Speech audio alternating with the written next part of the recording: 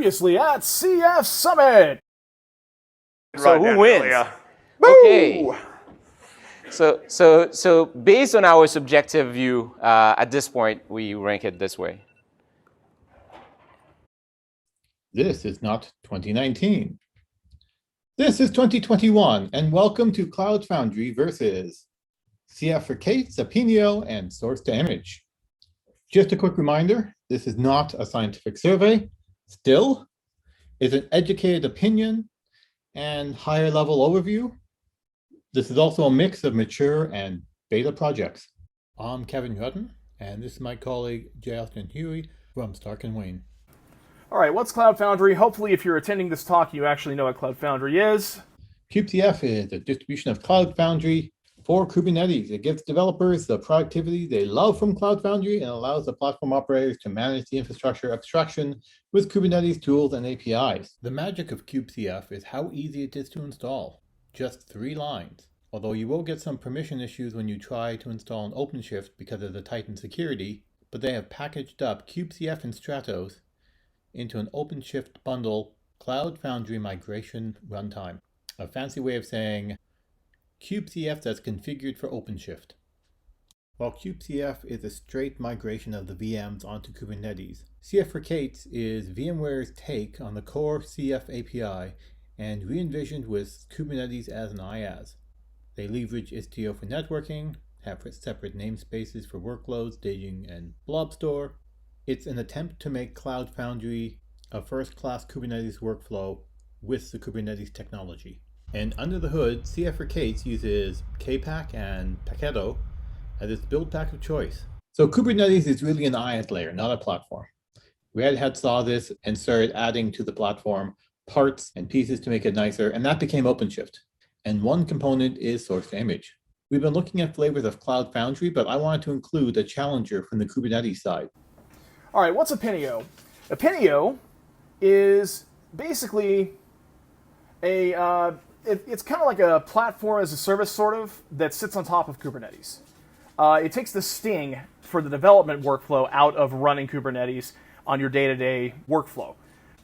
It's very, very young. I wouldn't say it's ready for production yet, but it's very promising. Uses Paketo build packs under the hood, installs very easily into an existing Kubernetes cluster. You literally fire one command, Apinio install. That's it. It's very, very smooth in that regard. But it's still very young, has a long way to go.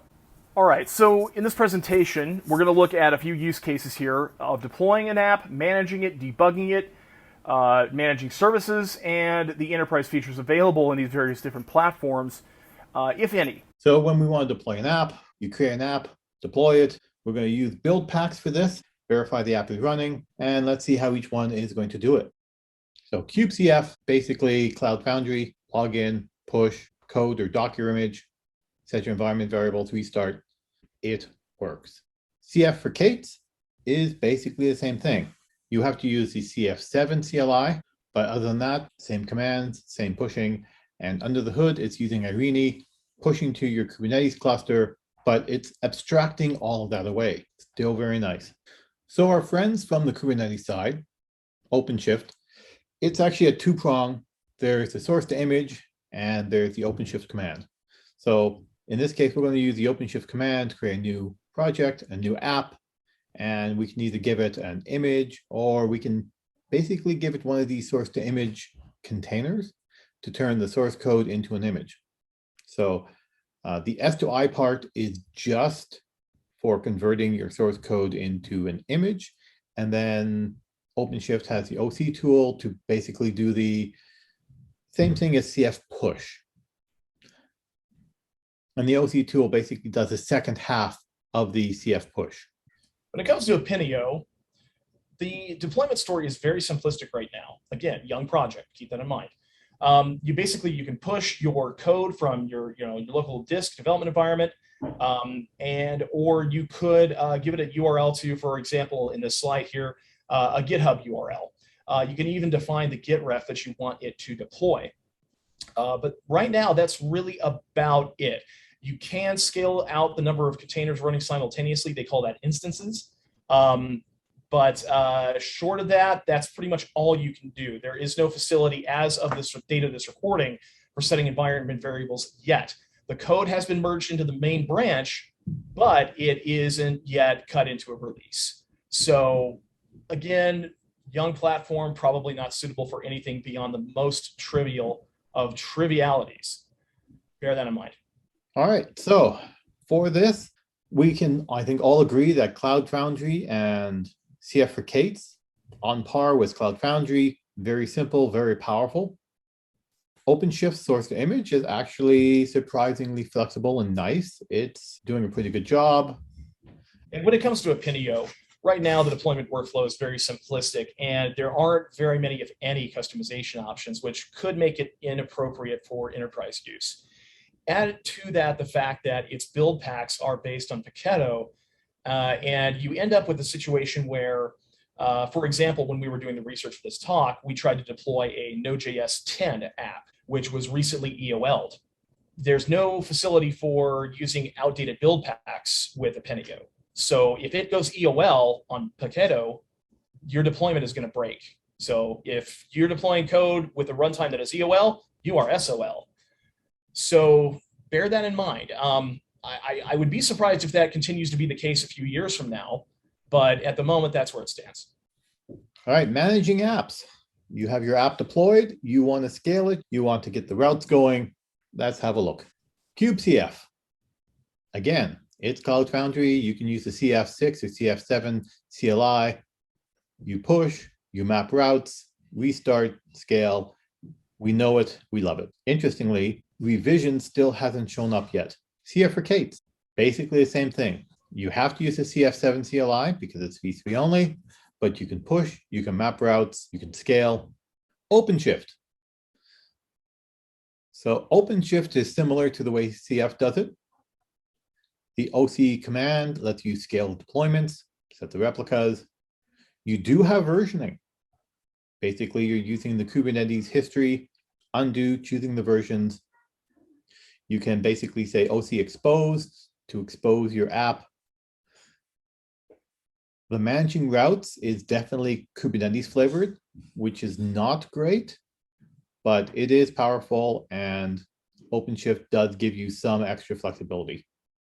All right, so when it comes to managing apps with Apinio, you can push an app, you can update it to the number of instances, is what they call their, running simultaneous containers, and you can delete the app. And that's really about it. There's no facility for setting environment variables yet. Code's been merged into the main branch, but it hasn't been made into a release just yet as of this recording. The only thing even semi-related to routing would be providing a system domain option on the CLI when you first install Apinio into a Kubernetes cluster. And that basically just kind of sets up like the root domain for your entire cluster. Your apps end up, I believe, as a subdomain of that root domain. Eventually is how that winds up. That's really about it. There's really not much to it beyond that at this point. Again, young project, give it time.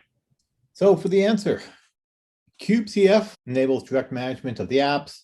CF for Kates is basically the same as KubeCF. CF for Kates leverages Irene, so it's more native Kubernetes workloads. OpenShift basically is different from Cloud Foundry, but it's much friendlier than vanilla Kubernetes. And when it comes to Apinio, management capabilities are simplistic at best right now. Yeah, but give it some time. A few years from now, I'd be very surprised if we could still make that same statement. All right, so when it comes to debugging, every now and then, apps will run fine. But for the rest of us, we're going to have to debug stuff rather frequently. C'est la vie. So KubeCF, everything seems to be there. Same with CF for Kates, same commands. You can get the logs easily. You can SSH in. It's a workflow that has been optimized over a long period of time. OpenShift has some equivalent commands of its own. Easy to see the logs, RSH into your pods. They separate out the logs for your build container and your running container, so you do have to remember that. And there's also the GUI that is surprisingly complete with event logs and a web-based terminal as well. So the command line tools are there and a GUI tool. All right, so when it comes to debugging things with Apinio, you got pretty much one thing. You can follow the logs for an app, and that's it. There's no way to SSH into a container using Apinio itself. Now, you can dig underneath that and get at it from the Kubernetes layer. But if you're going to have to do that anyway, what's the point of using something like Apinio? And I'm not just hating on Apinio. Well, I'm not hating on it, but I'm not picking on it specifically here. But anything like that, right? I mean, if you can't use the overlaid interface to abstract away the messy Kubernetes guts and make it nicer and, you know, less of a pain to deal with, if you can't use that, why install it? Why use it at all if it doesn't work? You know, if it can't be, you know, if it can't do what you need it to do. So the results: KubeCF, easy to access the logs, SSH is already built in. CF for Kates, same thing. OpenShift actually has surprisingly nice commands, CLI, GUI for debugging. When it comes to Apinio, the debugging capabilities of it are rather limited. You can tail logs, but that's about it. You'll have to dig into the guts of Kubernetes to do anything else. That said, again, it's a young project. Give it some time, less than 6 months, and they've at least got that out, which is in addition to everything else, which frankly is rather impressive. All right, now we're going to take a look at service availability and management for apps for all these different tools and platforms.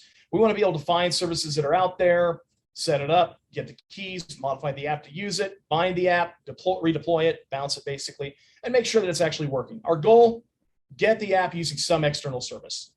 So KubeCF, workflow we know and love, set environment variable, use cups, we have the marketplace, create service for self-serve, we'll automatically set up our environment variables. CF for Kates, basically same workflow. We can use environment variables, we can use cups, the marketplace, create services. Getting services set up with Cloud Foundry has been one of the big advantages to Cloud Foundry. So Source2Image doesn't actually deal with the bindings. OpenShift has the service catalog, basically the open service broker for Kubernetes. You do have to install it separately, and you do have to download a new command line tool, svcat, in order to interact with it, but it does allow you to do provisioning. The binding is not as seamless as in Cloud Foundry. It is definitely Kubernetes flavored. You'll also hear people talking about just using config map and secrets. Just a quick reminder, base 64 is not an encryption, it's just encoded. All right, when it comes to binding services with Apinio, I don't know.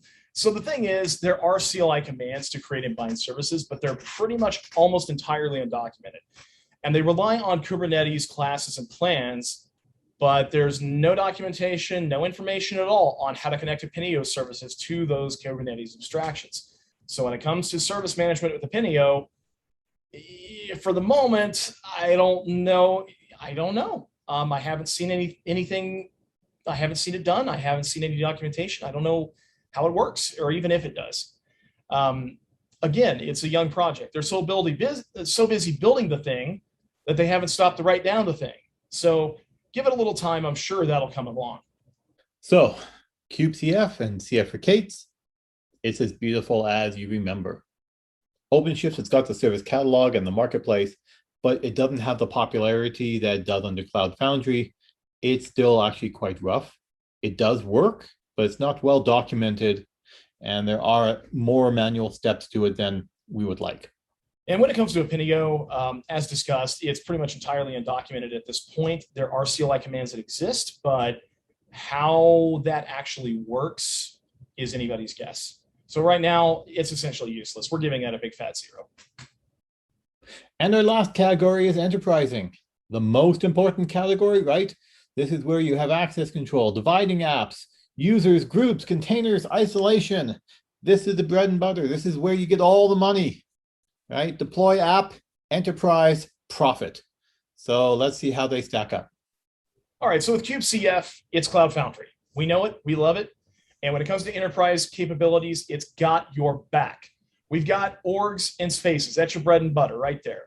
And they've worked beautifully for years. And they're a lot more useful than namespaces, because where namespaces are just a flat one-tier organizational structure, orgs and spaces are multiple tiers. It's also got container-to-container networking and isolation capabilities as well. So KubeCF, Cloud Foundry is pretty sweet. CF for Kates basically has you covered as well. Orgs and spaces, they offload the networking to the Istio layer, but it's all there. So enterprising, they're happy. OpenShift projects are basically an extension to namespaces, but they're not equivalent to orgs and spaces. There's a blog post where you could simulate something like that with the namespace configuration operator. It's actually quite complicated, and I don't think it's a drop-in replacement. Being based on Kubernetes, they do have Istio built in for container networking, so that's good. So yeah, when it comes to enterprising the Pinio, just don't do it. There's really no enterprising features of the Pinio right now, as far as I was able to see. That might come in the future, but I don't know that for sure. Pinio might be targeting, let's say, large businesses that aren't enterprises quite at most. That might change in the future. I don't quite know what the plans are for that. But it looks to me like they're looking at solving the problems of a different audience when it comes to that. So they don't really have any enterprising features right now. So for the results for enterprising, again, KubeCF and CF for Kates, built on Cloud Foundry with almost a decade of experience. OpenShift has the Kubernetes flavoring, but it's not the same. A lot more configuration for you to do, a lot more flexibility. You want to write something with the Guardian operator, go ahead. But that's going to basically be a lot of work for you to maintain. Yep, and with great power comes great responsibility, specifically maintaining all that work that you already did, or actually doing the work in the first place. When it comes to Pinio, just don't bother at this point. It's just not there yet. They might add those kind of capabilities and features in the future, but I don't know for sure if they're really targeting the complex, large enterprise use cases that something like Cloud Foundry does. All right, so who won? Well, when it comes to deployment, pretty much all of them are the same except for Pinio, because it's a pretty young project. And the fact is that's going to apply across the board to all the different features that we examined here, simply because it is so young. And when it comes to Pinio, it's basically kind of, I don't want to say the loser per se, because it's a little bit like, looking at an infant and saying, how have you not discovered the theory of relativity yet? That's not exactly fair. But that infant could grow up one day to become Stephen Hawking. So give it some time here. But looking at the other three contenders, we're seeing that application deployment scored pretty evenly across the board. KubeCF, only half a point when it came to management. CF for Kates and Source2Image, full on. Debugging, straight up across the board, not equivalent necessarily, but same capabilities. Service management capabilities, Source2Image came in a little behind there. When it came to enterprising, KubeCF definitely takes the cake. Everything else, I wouldn't necessarily say leave it in the dust, but there's room for improvement there. So we're looking at kind of a tie here between KubeCF and CF for Kates, which really, because both of them are based on Cloud Foundry, should come as no surprise to anyone in this audience. Yep. Cloud Foundry is a mature platform. Enterprises are using it. KubeCF and CF for Kates, wrapping them in VMs or a little bit more Kubernetes native.